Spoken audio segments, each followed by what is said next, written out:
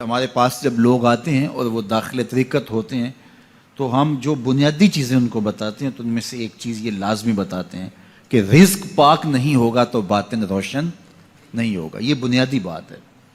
اگر رزق پاک نہیں ہے تو میرے حضور نے ارشاد فرمایا کہ ایک بندہ سفر کر کے کعبۃ اللہ کے صحن میں پہنچتا ہے اور کعبے کے پردوں کو تھام رہا ہے, وہ یمد یدیہ, اور لمبے لمبے ہاتھ کر کے کہتا ہے اے اللہ, لیکن اس کا کھانا حرام ہے, اس کا پینا حرام ہے, اس کا لباس حرام ہے, وہ غزیہ بالحرام, اس کو غذا حرام سے دی گئی ہے.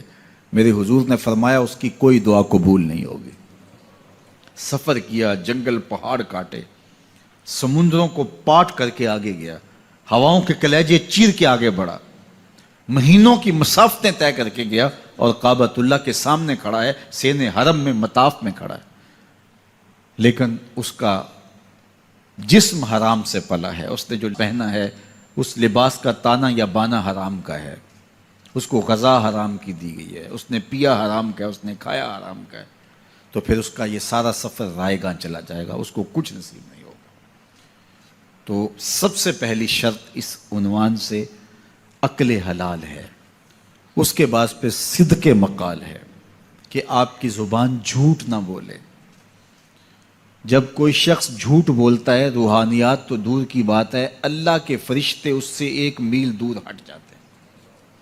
جب کوئی شخص جھوٹ بولتا ہے تو حدیث پاک میں آتا ہے اس کے منہ سے ایک خاص قسم کی بدبو نکلتی ہے. اس بدبو کو ہم نہیں سونگھ پاتے لیکن فرشتے سونگھ لیتے ہیں, چونکہ فرشتے انتہائی حساس مخلوق ہے اور وہ جھوٹ کی وجہ سے نکلنے والی بدبو کو سونگھتے ہیں. اللہ نے حضرت امام اعظم امام ابو حنیفہ رضی اللہ تعالیٰ عنہ کو یہ بصیرت عطا کی تھی اور یہ باطنی نظر بخشی تھی کہ جب کوئی شخص وضو کرتا تھا تو اس کے وضو کے پانی سے پہچان لیتے تھے کہ یہ کس گناہ کا مجرم ہے. جب بندہ وضو کرتا ہے تو وضو سے ہاتھوں کے گناہ جھڑتے ہیں, منہ کے گناہ جھڑتے ہیں, تو وہ وضو کے پانی سے اس بات کو محسوس کرتے تھے. اللہ نے ان کو وہ بصیرت عطا کی تھی, لیکن انہوں نے اللہ کی بارگاہ میں عرض کی مالک مجھ سے یہ چیز چھین لے, یہ چیز مجھے نہیں چاہیے. لوگوں کے بارے میں جو ہے وہ ایسا گمان پھر پیدا ہوتا ہے. تو فرشتوں کو اللہ نے وہ حساس جو ہے وہ پاکیزہ وجود دیا, اور ان کی حس ایسی ہے کہ وہ بدبو جو انسان بولتا ہے اور لفظوں سے جو اثرات نکلتے ہیں وہ محسوس کرتے ہیں. تو جب کوئی شخص جھوٹ بولتا ہے تو اس کے جسم سے, اس کی زبان سے جھوٹ کے ساتھ بدبو نکلتی ہے. اللہ کے فرشتے 1 میل دور تک پیچھے ہٹ جاتے ہیں. تو مجھے بتائیے, جو شخص جھوٹ بولتا ہو کیا اسے کوئی روحانی مرتبہ مل سکتا ہے؟ یہ سوچا بھی نہیں جا سکتا, یہ امکانات سے ہی نہیں ہے. اللہ کے محبوب علیہ السلام سے پوچھا گیا کہ حضور کوئی مسلمان, کوئی مومن کیا بزدل ہو سکتا ہے؟ فرمایا نہیں, وہ بہادر ہوتا ہے, لیکن ہو سکتا ہے کبھی اس سے بزدلی بھی سرزد ہو جائے. انسانی کمزوری ہے, کبھی انسان بہت طاقت میں ہوتا ہے اور کبھی انسان کمزور بھی پڑ جاتا ہے. فرمایا ہو سکتا ہے کبھی اس سے ہو بھی جائے. پھر پوچھا کہ بخل کر سکتا ہے؟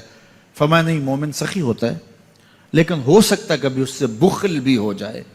کبھی کبھی دولت اسے اچھی بھی لگنے لگ جاتی ہے, جس طرح فرمایا گیا کہ اولاد مبخلتن مجبنتن, یہ جو اولاد ہوتی ہے یہ بندے کو بخیل بھی بنا دیتی ہے اور بزدل بھی بنا دیتی ہے.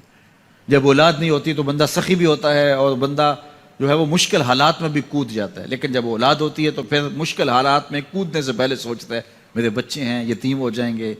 اس کو یہ خیال آتا ہے, پہلے ایسے مال لٹاتا ہے لیکن اولاد ہو جائے تو پھر وہ اولاد کا سوچتا ہے کہ ان کے لیے کچھ میں جمع کر لوں. تو اولاد فرمایا میرے حضور نے کہ مبخلہ و مجبنہ, یہ بخیل بھی کر دیتی ہے اور یہ کمزور اور بزدل بھی بنا دیتی ہے. تو مومن ہوتا بہادر ہے لیکن ہو سکتا ہے کبھی اس سے بزدلی بھی ہو جائے. مومن سخی ہوتا ہے لیکن کبھی ہو سکتا ہے اس سے بخل بھی ہو جائے. لیکن تیسرا سوال حضور سے پوچھا گیا کہ مومن جھوٹا ہو سکتا ہے؟ تو اس پہ 2 ٹوک کہا, نہیں جھوٹا نہیں ہو سکتا. یہ نہیں ہو سکتا کہ مومن ہو اور جھوٹا ہو, وہ سچ بولنے والا ہوگا. تو عقل حلال اور صدق مقال, یہ 2 خوبیاں جو ہیں یہ اہل اللہ کا ترائے امتیاز ہے, اور یہ مجھے اور آپ کو اختیار کرنی چاہیے. حضرت خلیل اللہ جب وادی غیر ذی زرع میں سیدہ ہاجرہ اور ان کے معصوم نونہال کو چھوڑ کر کے جانے لگے. ایسی وادی جہاں حیوانی وجود بھی نہیں تھا، نباتات بھی نہیں پائے جاتے تھے، پانی کا ایک قطرہ بھی دستیاب نہیں تھا. کالے سیاہ مہیب پہاڑ جیسے فولاد پگھلا کے ڈال دیا ہو. وہ وادی جہاں دن کو بھی خوف آئے، وہاں حضرت ہاجرہ نے راتیں بھی گزاری. کتنا دردناک لمحہ تھا.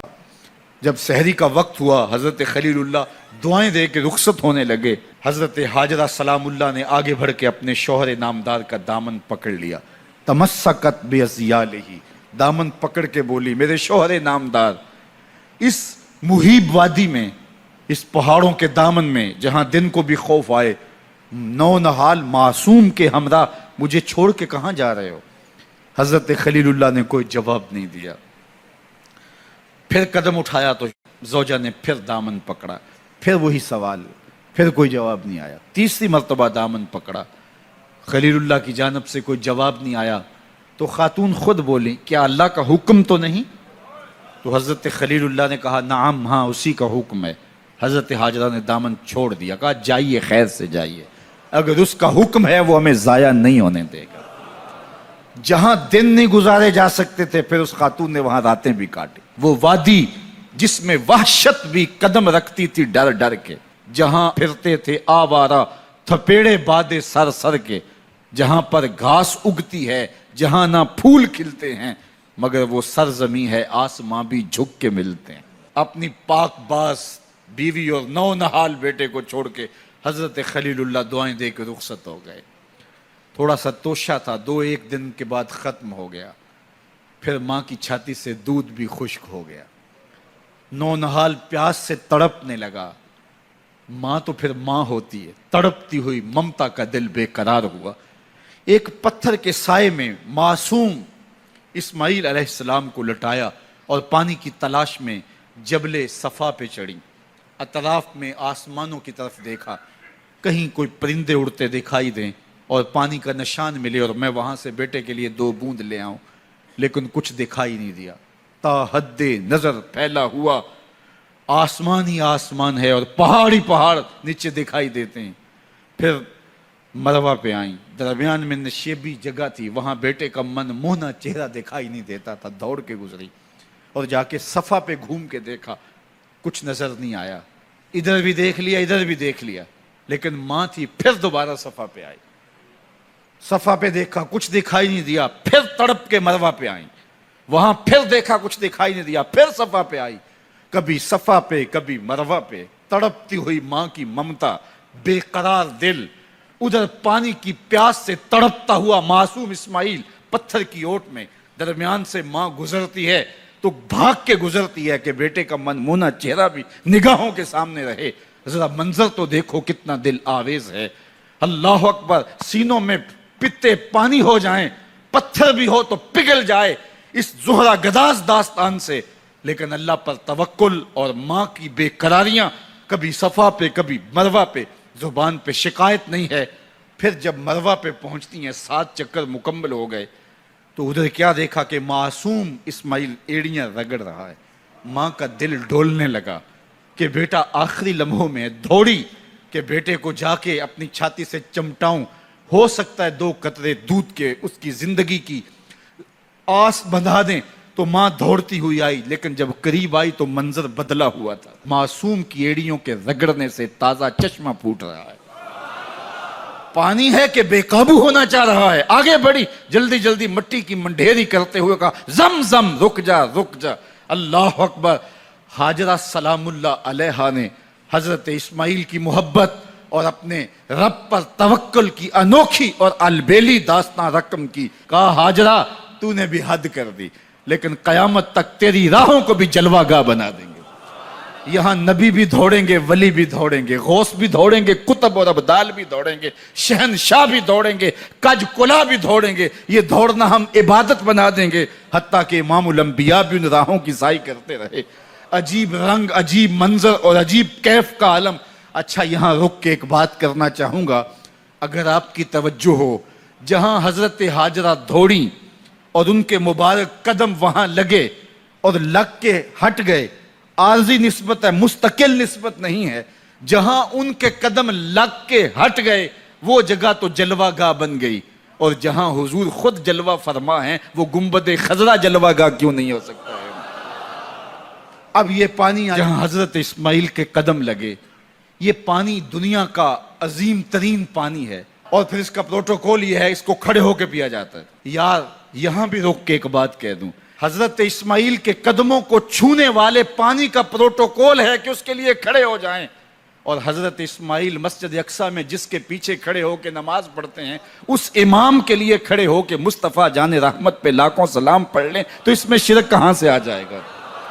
تو یہ تکریم ہے، یہ عزت ہے اس پانی کی کہ اس نے حضرت ذبیح اللہ